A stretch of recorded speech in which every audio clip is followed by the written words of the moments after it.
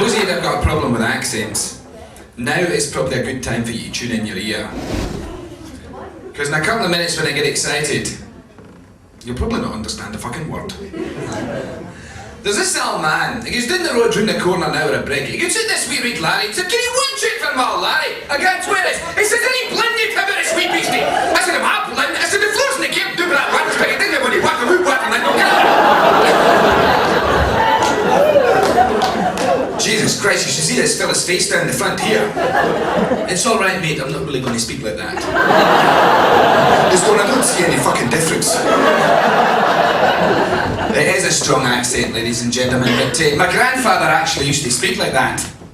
And he was from the country in Scotland. And when I got a wee bit older, I took my girlfriend Annie back to meet him. I said, Annie, this is my grandfather. Papa, this is Annie. He had a look at him and he went, aye, you're a fine looking lassie. And then he looked at me and went, aye, I'll perhaps put a heifer down that for me as well. About 20 years I'd sold her at myself in Pyford. He just told her that she had cracking tits that would put a dairy cow to shape. And if he was 20 years younger, he'd begin to run himself. And she smiled and said, thank you. So what part of New Zealand are you from? The South Island. I think probably 95% of New Zealanders in the South Island come from Scotland. In fact, that's a wee theory for you. I think there's a couple of people that have, a couple of nationalities that have got problems, chips in their shoulder, right? The New Zealanders because of the Big Brother Australia, Canada because of Big Brother America, US, and of course Scotland because of Big Brother England. But when you think of where they were populated from, New Zealand and Canada were predominantly populated by Scots, so it's a Scottish problem going way back. Whereabouts in Scotland did you grow up? Southwest Scotland, Galloway, a place called Ringford, which is a wee village of about 17 houses, so it's a hamlet. I moved to Castle Douglas, which was the closest town, which was about 5 miles away, and that's Threave Castle, which is Castle Douglas, home of the Black Douglas. Ooh. Yeah, very fearsome clan. In fact, the Black Douglas were a clan that kicked around about 1340, and there was a siege held in the castle to starve them out. They couldn't beat them. One of the first clans in Scotland and Europe actually to use gunpowder and cannons and things like that. And whiskey? Well, they make Black Douglas, but that's an export whiskey because that's shite whiskey. They export all the shite. Same as every country. Well, that's right. What am I doing here? You studied in Glasgow? Well, when I was 17, 18, I moved up to Glasgow and did quantity surveying. It's like the accountant of the building industry. So all the really boring stuff that you can do is a quantity surveyor's job, basically, like counting bricks. From memory, there's 40 bricks in a square metre. There you go. Study was just all about partying, girls. How many girls do you get in a square metre? Well, if they're Glaswegian girls, you can probably fit half of one in, you know, depending on whether you're at the West End or you're the South Side, you know, if you go. But it's funny how the West End in Glasgow is actually the posh end, whereas in Sydney and Australia, the West End is not the West flash. Aye, the West End, whereas in European cities, the West End is the fancy end. How old were you when you actually moved to Australia? Well, I came as a backpacker first up in '87, so that's a year before the bicentennial. And what was I was 20 at the time, it was it was part of my quantity surveying degree that I was doing. I was probably too young actually, because you know you sort of get the benefit of travelling around a bit older. I wasn't young in the head, but I looked young. I've always looked younger than I was. You look young. Oh no, if I shaved my beard off I would probably look 15. No. No, I did. I came here as a student and worked here for 6 months, and I enjoyed it. It was great. Was it a culture shock? Yeah, it was. It's even though we speak English here and everybody sort of gets it, there's a very different way. Australians are very sort of extrovert, sort of existential in their way of thinking. You know, they say what they mean. Like say in Scotland, if you're at the bar and you're saying to your friend, do you want a drink? And they sort of go, oh, no, and you go, oh, sure, you have another one, and they go, oh, no, you sure, come on, you have another one. They go, yeah, okay, I'll have another one, you know. Whereas here in Australia, they go, do you want a drink? And you say, no, and they go, okay, just one schooner, please, you know. And so you lose that. I mean, it happened to my father when he came down here. I told him, you just got to say yes when they want a drink, otherwise you wouldn't get one. So he thought the Australians were really rude because no one get him a drink. What happened when it came time for the Scotsman shout? Well, that's the classic one, you know. That's when You leave the building. that's when you've developed something in the plane, you know. That bally belly kicks in, you know, and you've got to kick off to the toilet. Do they have shouts in Scotland like we do? Yeah. You know, is it the same principle? Oh, and look, I think you're trying to get round to the question, Gary. Are Scottish people thrifty? Are Scottish people canny? Is that the question you You're a said? bunch of tight asses. Yeah, That's pretty ass bastard. That's what you said. Look, I never thought we were, and until I went back the second time when I went back to Scotland, and that exact thing did happen. You know, like people would disappear during the round, and you know, and you thought, oh, I haven't seen my friends for a while. You know, they'll be really excited to see me. And you go back, and even though you've travelled 12,000 miles, he can still shout himself a beer. You know, that's the sort of thing that happens. My problem starts way before the cab even turns up. Are you used to this one? Phoning the cab. Right? Oh, good evening. You've reached the voicemail of Taxis Combined. Please say yes, check or no. Yes if you want to book a cab, check if you want to check a cab, and no if you want to speak to a real person. You will have to wait about 3 hours, however, and we'll record you just in case you're pissed off. Yes. Please state the suburb we are picking you up from. Roselle. Did you say Roseville? No. Please state only the suburb we are picking you up from. Roselle. Did you say Rose Hill? No. This is true, by the way. Please state only the suburb we are picking you up from. Roselle. Did you say Roselle? Yes. Are we picking you up from 44 Mullen Street, Roselle? Couldn't you have said that in the fucking first place? This is a conspiracy, ladies and gentlemen, between the cab company and Telstra. Please state the suburb you are travelling to. Newtown. Did you say Blacktown? No. Please state only the suburb we are travelling to. Newtown. Oh. Did you say Dapto? No. Please state only the suburb you are travelling to. Newtown. Did you say Newtown? Aye! Sorry, we don't recognise that command. Hold on and we'll put you through to a real person. True story, ladies and gentlemen. Coming up, what's Baz got under his kilt? And the Glasgow Kiss.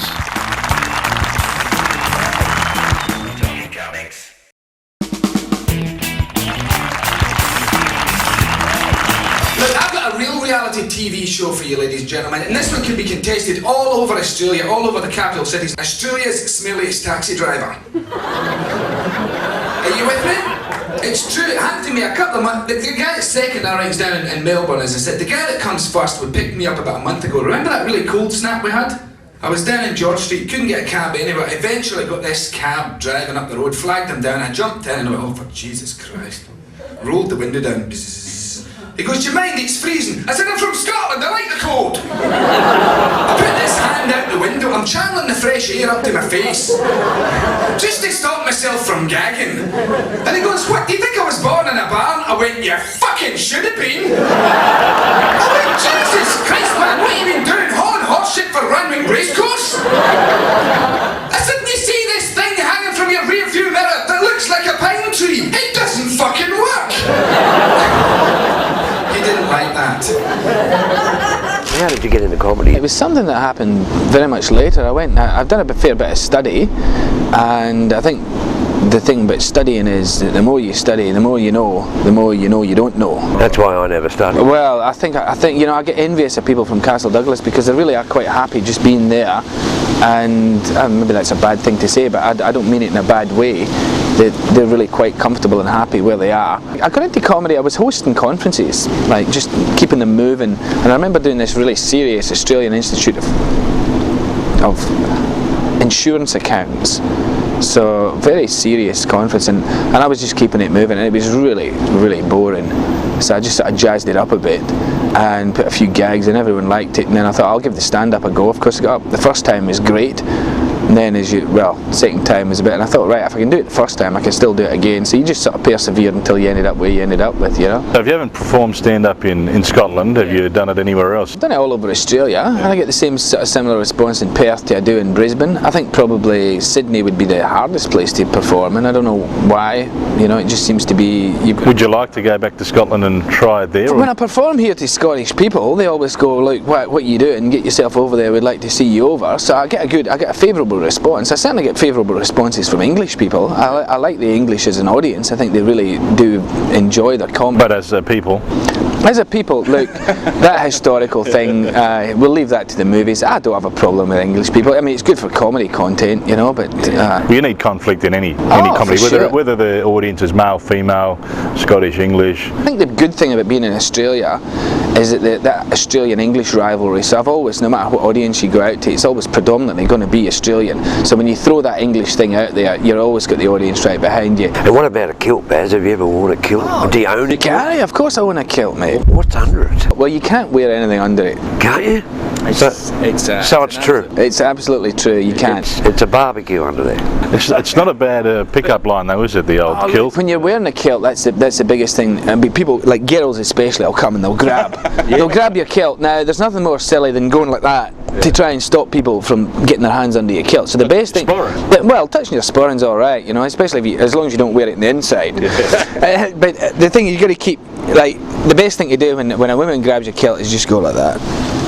Because then she's the one left groping, you know, rather than you looking silly like that, because they just keep it going, yeah. But the kilt used to be something, it used to be a wrap that you wore that was like 7 yards that you'd actually wrap yourself up in and sleep in, and then during the day you'd sort of throw it around, and the lighter it got, the hotter it got, you know. The military actually took the kilt to develop it what it is today. So no, it used to just be 7 yards of cloth wrapped around you. Now it's this fancy pleated thing that looks like what it is, but it's a very smart suit of clothes. I love wearing it. Did it always have a sporran? Well, where else are you going to put your loose change, guys? Is that what a sporran is? Aye. It may not be a bad idea to give the homeless people one of those old 7-foot kilt. You know, because if you are sleeping in it at night and then you get up, you're ready to take on the day the next day with your kilt. That could be like a housing policy for Glasgow there, Darren. You might send that one over there, mate. I could just see it in Sydney here, yeah, all of the homelessness. Terrible amount of Scottish people, isn't that terrible? Look at all those jocks getting around. They move here. But we'll have to draw the line at learning to play the bagpipes. The Romans introduced the bagpipes to Scotland, do you know that? I think that's because they never conquered them. You know, they built Hadrian's Wall, and I think they just built Hadrian's Wall, threw over a set of bagpipes and let them get on with it, you know? But it's plagued everyone ever since. It is moving. Being in Glasgow, did you get many Glasgow kisses during your time there? I got one from a taxi driver, which I deserved, because I tried to do a runner, but it was the end of term and I was too drunk and he caught me because I slipped as I got out of the cab. And he jumped out and he nutted me, and it was right there, and I never had any money on me, so that wasn't the smartest thing to do. Like, if you're going to do a runner, you've got to make sure you've got a contingency to cover the runner. But luckily someone was coming up the road that knew me and gave me the pound at the time. But yeah, I found Glasgow to be a really friendly place. I mean, when I moved from Castle Douglas to Glasgow, I thought that was funny. You know, you go to Glasgow and everybody seriously sounds like Billy Connolly, and they really think they are like Billy Connolly, and a lot of them are. It's just that you can't stick them on stage, and well, they freeze, obviously. You know, we all know what it's like once you get up there and the spotlight's on you. So when I went there, I just sort of observed for the first couple of weeks, and in fact my accent completely changed. I remember I was just turned 18 and I'd been there 2 weeks, and I went to bed and I was sort of lying in bed thinking, gee, I'm sick of people going, you can, because that's what they speak very different in Galloway. And I mean, Glasgow, I mean, that's a bastardisation of a lot of Scottish accents. I don't know what it is. When I went to bed that night, I thought, well, I'm going to have to change the way, and I woke up the next morning speaking different, and no one even noticed. Like, they just stopped taking a piss out of my accent. I think that certain people look a certain way, sir, because of the way they speak. Right? The muscles that you use in your mouth to make your accent tones your face up and leaves it looking a certain way. Certain nationality, if you like, yeah? That's why Irish look Irish, Aussies look Aussie, and German look German. I mean, look at Michael Schumacher, for instance. He's an arrogant bastard, he can't help it, it's because he speaks German. Big square jaw, tight mouth, Irish I mean, so would your face look like that if you're around saying words like glockenspiel and fucking strudel. Still to come, the funniest joke you never wrote. And comics on the run. Comics.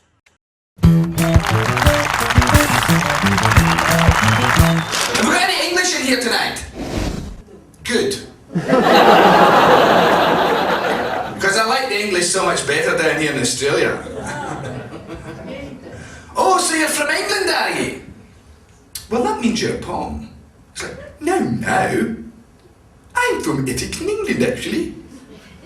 It's like, look, pal, no offence, but down here you're a fucking Pom, right? And they get all offended with me. It's like, that's not very nice. We both the same, we're from the UK. It's like, look, pal, I never made the rules. You are a whinging pommy bastard, I'm not, and that's just the way it is.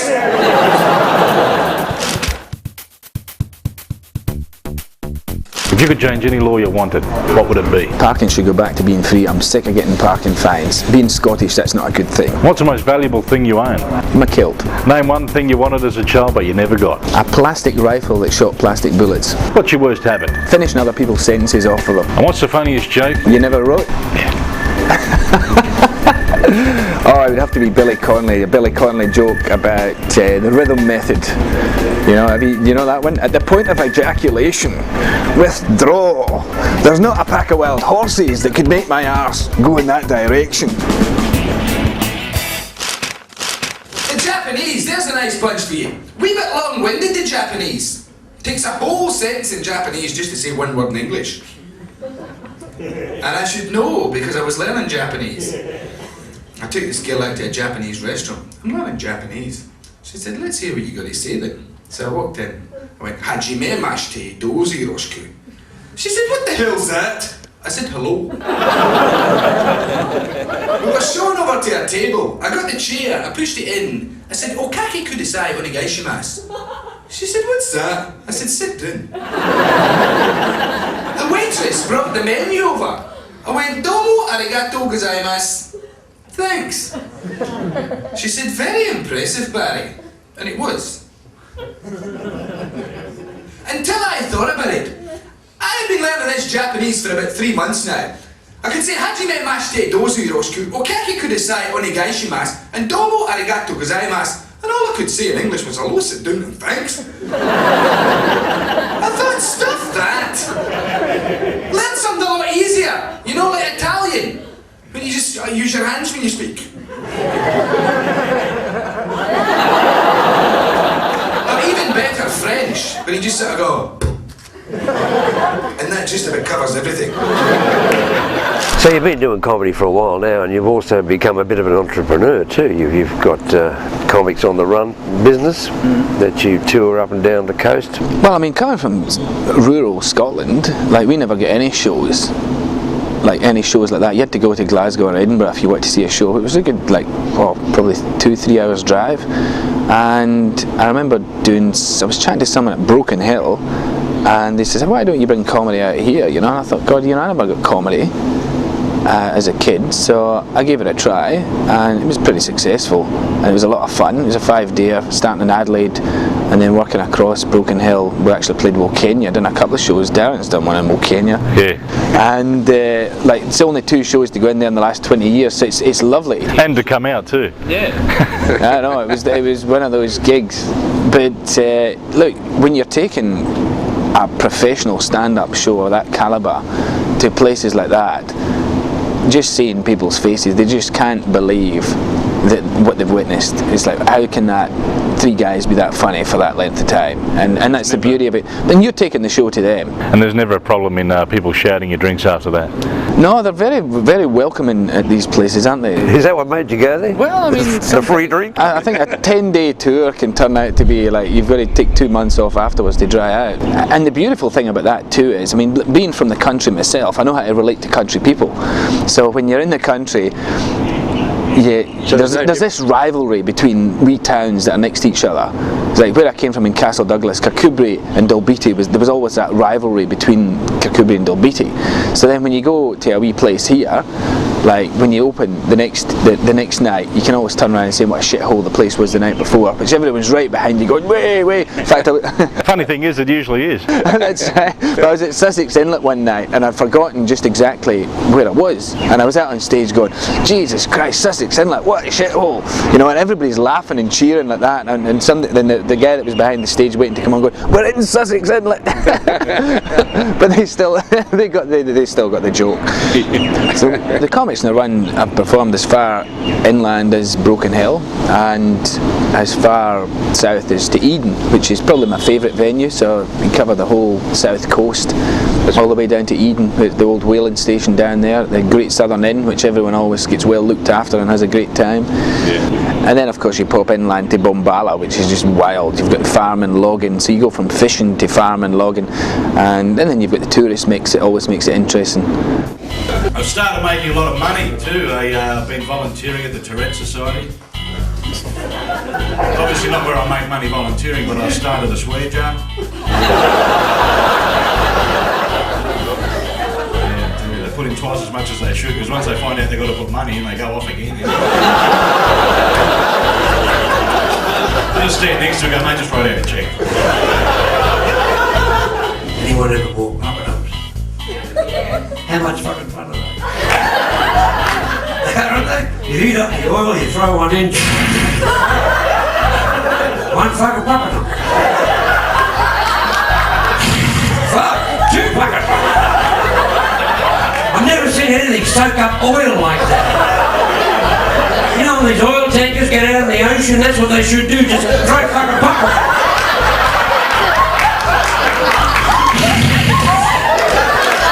One big clean blue ocean, pop it out for everybody! Getting back to my theory here, ladies and gentlemen, when it comes to looks and accents, us Scots are certainly not exempt. And let me give you a very well-known Scottish phrase. It's a bra brack moonlight neck to neck doctor to do. That's not just toning facial muscles. That's facial fucking gymnastics. And where I come from in the south-west of Scotland, ladies and gentlemen, you've got more than your average amount of funny-looking people. You know, like, something's wrong with the mouth here. You should have got that fucking tetanus shot.